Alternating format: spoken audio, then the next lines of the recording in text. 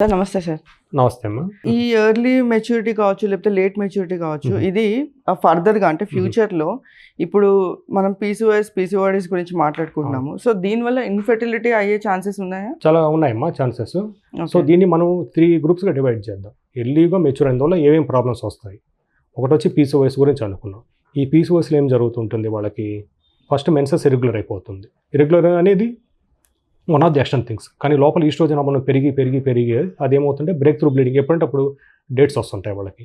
Okay. Long టర్మ్లో వాళ్ళకి diabetes risk పెరుగుతూ ఉంటుంది, హైపర్ టెన్షన్ రిస్క్ పెరుగుతూ ఉంటుంది, త్వరగా హార్ట్ అటాక్ వచ్చే రిస్క్ పెరుగుతూ ఉంటుంది. అండ్ మోస్ట్ ఇంపార్టెంట్ ఇంతకుముందు అన్నట్టు బ్రెస్ట్ క్యాన్సర్, యూట్రస్ క్యాన్సర్ వచ్చే రిస్క్ పెరుగుతూ ఉంటుంది. అందులో ఈ కాలంలో ఏంటంటే చాలామంది లేడీస్ 30 ఏళ్ళ దాకా మ్యారేజ్ చేసుకోవటం లేదు.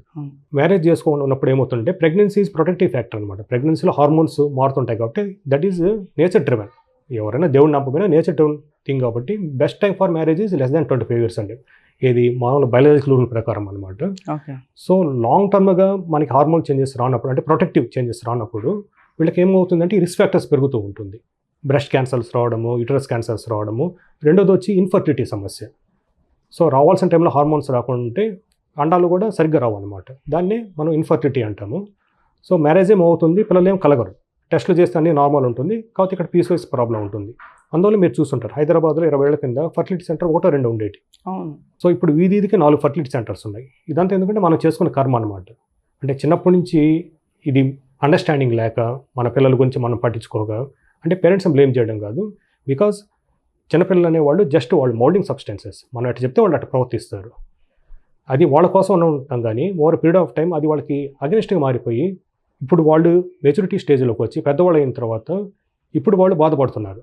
ఇది 20 ఏళ్ళకి వచ్చేటప్పటికి ఒబీస్గా కావడము, పీసీఓఎస్ ప్రాబ్లం రావడం, కొంతమంది అన్ఫార్చునేట్ డయాబెటీస్ రావడం, బీపీ, థైరాయిడ్ రావడము, ఇవంతా పుట్టుకతో వచ్చిన జీన్స్ కరెక్ట్గా ఎదక్క వచ్చిన మార్పులు అండి ఇవి. ఓకే.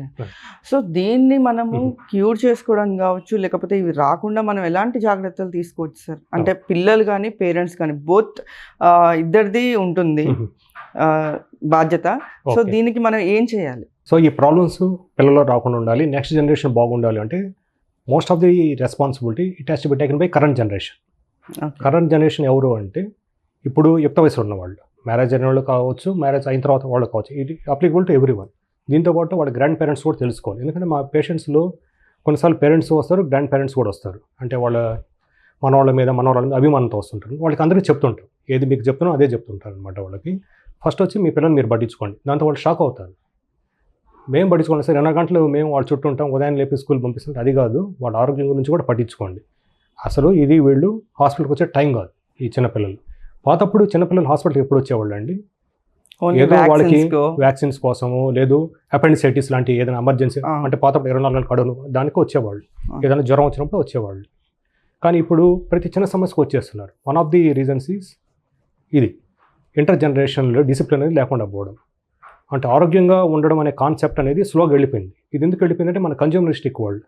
అంటే మనం టీవీ ఓపెన్ చేసినా, మొబైల్ ఓపెన్ చేసినా అది కొను ఇది కొను, డ్రెస్సులు కొను, లేకపోతే ఈ వస్తువులు కొనండి, టీవీలు కొనండి, లేకపోతే ఈ స్వీట్ షాప్స్ కానీ కొనండి, అంటే ప్రతి 2 షాపులకి ఏదో ఒకటి తినేదే ఉంటుంది. So always we are surrounded by food world. So ఇటువంటి దాంట్లో we can't escape this reality. మనం ఇన్ఫ్లుయెన్స్ అవుతూ ఉంటాం. ఫర్ ఎగ్జాంపుల్ ఒక బర్త్డేకి వెళ్ళాం అనుకోండి, బర్త్డేకి వెళ్ళినప్పుడు మనం ఏమి ఇస్తాం, వాళ్ళకి ఒక గిఫ్ట్ ఇస్తాం. ఆ గిఫ్ట్ మోస్ట్ అయితే తినేదే ఉంటుంది. దాని బదులు ఇప్పుడు దాన్ని గమనిస్తున్నాను, ఎవరైనా అట్లీస్ట్ స్కిప్పింగ్ రోప్ ఇచ్చారా, అట్లీస్ట్ ఒక బాల్ ఇచ్చారా, ట్రెడ్మిల్ గురించి వదిలేసండి, ఎవరు ఒకరి గురించి పట్టించుకోరు. సో మన పర్స్పెక్టివ్ మారిపోయింది అనమాట.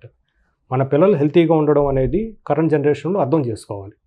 అదే ఫస్ట్ స్టెప్ ఫర్ ట్రాన్స్ఫర్మేషన్ అవుతుంది. కానీ అన్ఫార్చునేట్గా ఇది చెప్పాలి అంటే రియాలిటీలో ఇది జరగలేదు.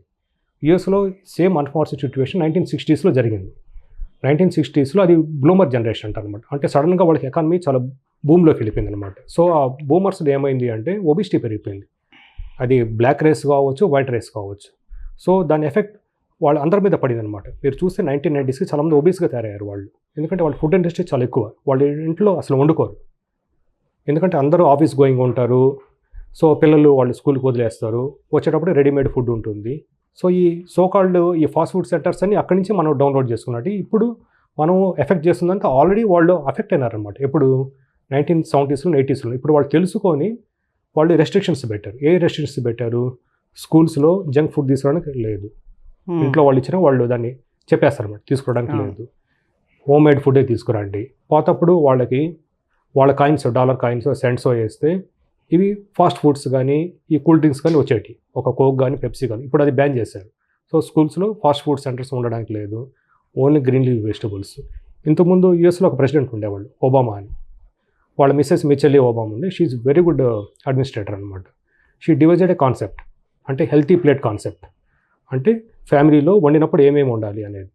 So most of the things green leaf vegetables ఉండాలి, ఇంకోటి వచ్చి ఫ్రెష్ ఫ్రూట్స్ ఉండాలి. లాస్ట్గా వాళ్ళు కొంచెం మటన్, చికెన్ తింటారు కాబట్టి అది కొంత ఉండేటట్టు వాళ్ళు చూసుకున్నారు. సో ఇట్లా హెల్తీ డైట్ పాటిస్తే బాగుంటుంది. ఆమె డివైడ్ చేసి ఆమె ఏం చెప్పారంటే అక్కడ ఉండే పేరెంట్స్కి ఈ ప్లేట్ మెథడ్ పాటించండి అని చెప్పారు.